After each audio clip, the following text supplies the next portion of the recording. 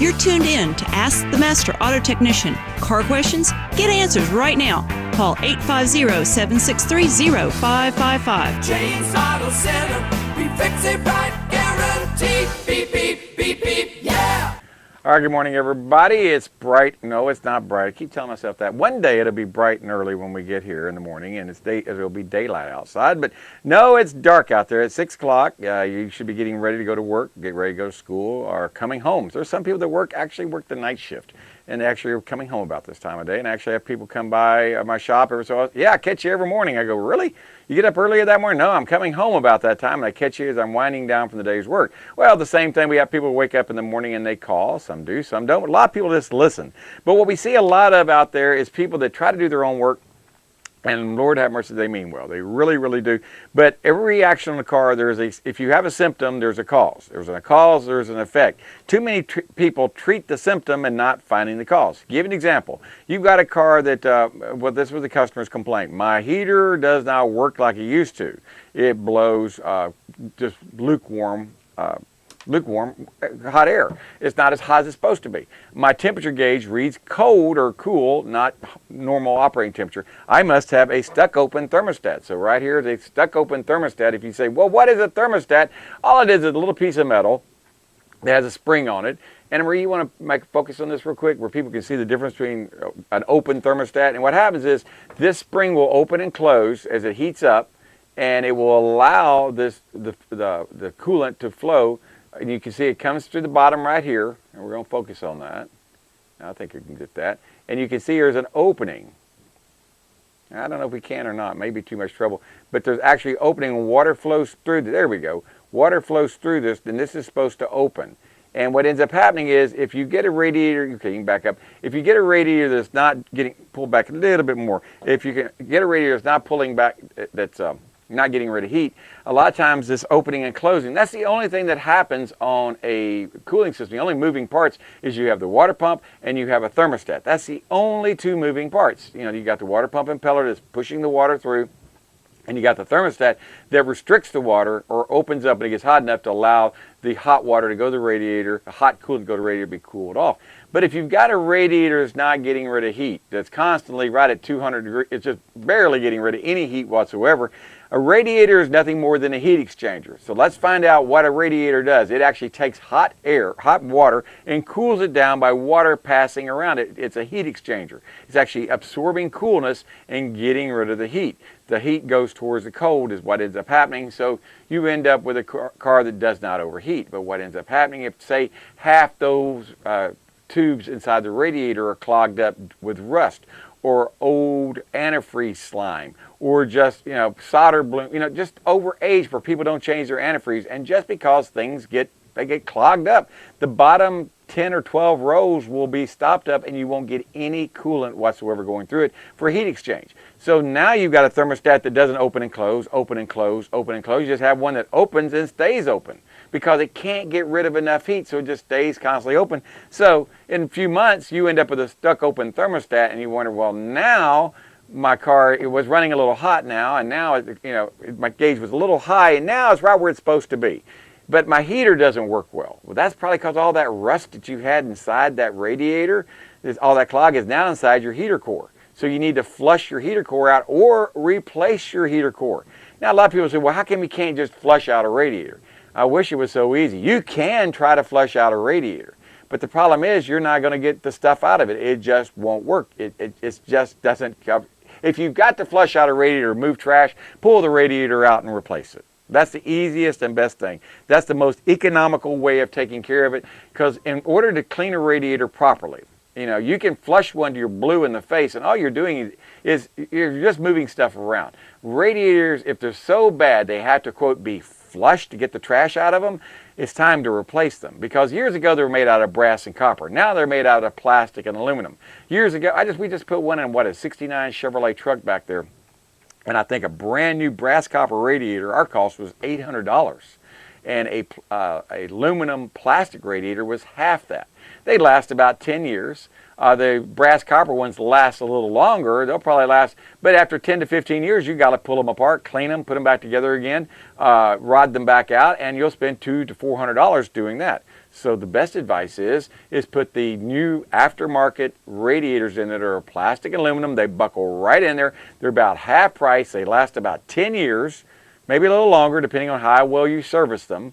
But every 2 years, every 30,000 miles, whichever comes first, please change your coolant. That way you'll keep from getting rust build up inside there. You'll keep from getting antifreeze slime. You'll keep that lubricating the antifreeze inside there acts as a lubricant. It actually lubricates the part the sliding part on the thermostat where it won't bind. And what ends up happening is they get bound. They get caught. They get open and close, open and close, open and close, open and close, or they just get open and they don't get a chance to oscillate and close back up again. They get stuck. And especially if you have weak, neglected antifreeze, especially if you just have water in it. You'd be surprised how many times I have cars coming here with nothing but just water in it. Now they say, I looked at it, it's green. And I go, yeah, it may be green, but according to the pH strips, it'll freeze at 32 degrees. You have no pH to speak of in here. You're running around 3.2 on your pH scale, and you have no reserve alkalinity, or if your car is supposed to have reserve alkalinity in the antifreeze, depending on what kind of antifreeze you have. But anyway, you don't really have antifreeze. It may be pink, or it may be green, it may be orange, thinking you got it, but that's not a way to tell if you got the right amount of antifreeze. Now, it's not so bad when the weather's like it is right now. It's not that hot, it's not that cold, it's kind of nice. But what ends up happening is you create a little factory, a little battery factory inside your radiator. And as this coolant moves through the cooling system, and it's actually eating away your engine block. It's actually eating the impellers off. It's doing this all by making electricity, what we learned from galvanic action in the 5th, 6th, and 7th grade in physical science in school. And that's what ends up happening. When you move water, when a boat propeller goes through the water, it makes electrolysis. It actually will eat the leading edge, I can't remember if it's the leading edge or the trailing edge. I think it's the trailing edge. I can't remember. The trailing edge of a prop. It'll eat it up as the bubbles go by. It pops and it takes off a part of the metal. Well, the same thing happens inside your car's cooling system on the impeller. Pretend it's nothing more than a boat propeller. That's all it is. It's a boat propeller going through the water, and if all you got in there is water and you don't have a 50-50 mixture of good, clean, fresh antifreeze and distilled water, you're doing a lot of damage.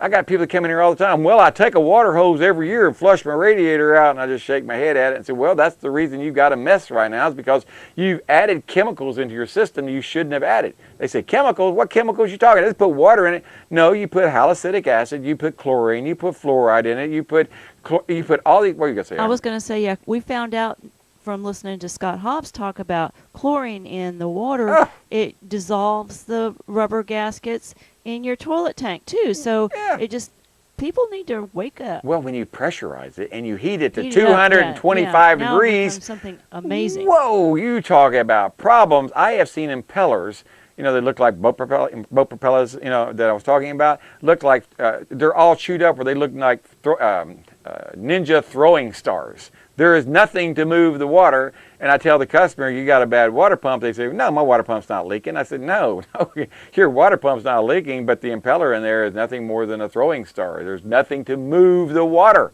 There's nothing to push the water through the system. So that's why you're not doing it. And I have people say, well, James, how do you tell if you've got a impeller wore out? Well, it's really easy. I know a lot of people say, how can it be so easy? Well, take your heater hoses off. Yeah, take your heater hoses off. I know people say, well, I don't know which one's the right one to take off, so just take both of them off. There's 2 heater hoses on a vehicle. Take both of them off. You're going to need a partner to help you out. Put your hand on both of the openings. Put your thumb on one opening. Put your thumb on the other opening, and rev the engine up. Now, remember, the engine is cold. The engine is not hot right now, so you can do this. So you got your hand on both the openings. Have someone rev the engine to about 2,000 RPMs. If you can keep your thumbs on those hoses, you got a bad water pump. If you can't keep your thumb on one of those hoses on there, your water pump is fine. It's pushing the water through the system, and there's nothing wrong with the impeller. But that's a test you've got to do. I use my thumbs that way and see how much pressure I've got on there. Not scientific, but it tells me I got enough pressure to move it through there, and I can't keep my thumb on it. When you rev that engine, if you can keep your thumb on it, you don't have enough movement. I got Jason calling on line 1. I got 2 more lines open. It's 7630555 with a 2000 Silverado with a 5 point, is that a 5.7 you got in that one, or a 5.3, Jason? No, it's the 4.8. 4.8. Okay, V8. got it. Yeah. I know what engine you got now. What's your question, sir?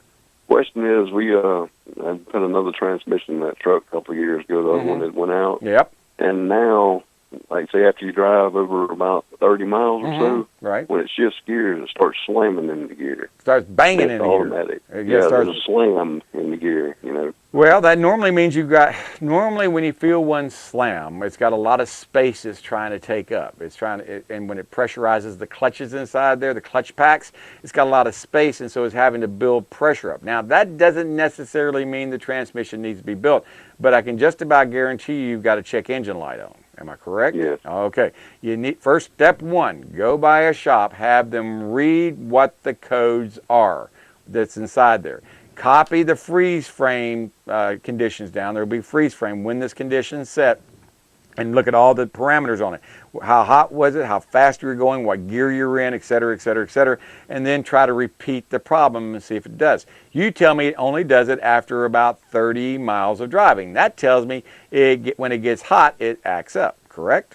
That's correct. Okay.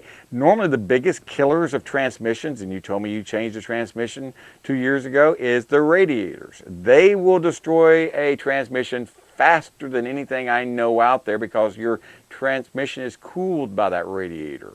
And you got lines going to that radiator. If they get restricted, they get stopped up on that cooler, and it'll cause your transmission to overheat. What I'd like for you to do is first find a shop to find out what the codes are, and go from there. That's step one. I really don't know what direction to go to right now, other than the fact there's a strong possibility you may have a transmission that's getting too hot. You may have a transmission that's not getting rid of the heat because the radiator's not working right, and your fluid might be foaming on you. Take a look at your fluid. Do you see bubbles in it? If you see bubbles in it, after when the car's gotten hot, that tells me that the friction modifiers are depleted and the fluid is not right. It needs to have the fluid changed, and that may be all that's wrong with it. Or it could be something as sinister as the valve body needs to be replaced or repaired, or the transmission needs to be gone through again.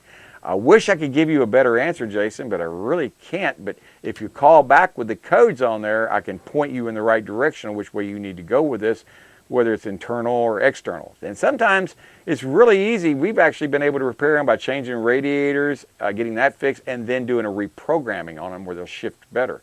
But just do that. But please, Jason, before you do anything serious, get the codes out of there, because I guarantee you they're going to be a PO7 something. That's a transmission code, and you may even see a PO 18 something. If you see a code that starts out P18 something, that's usually the valve body is faulty, and they're real bad about the valve bodies going bad on those.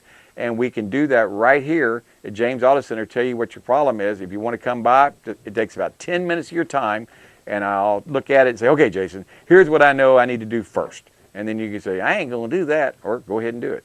Whatever you want to do, sir. So let us know if we can help you out, okay, Jason? Okay, I sure appreciate it. You're very welcome, Jason. Thanks for calling, and thanks for watching the show. Hey, this is James Morris. We got to go to a break. Karen Schoen's calling in a couple of minutes, and she's always full of information. We'll be right back. James Auto Center, we fix it right, guaranteed. Beep, beep, beep, beep.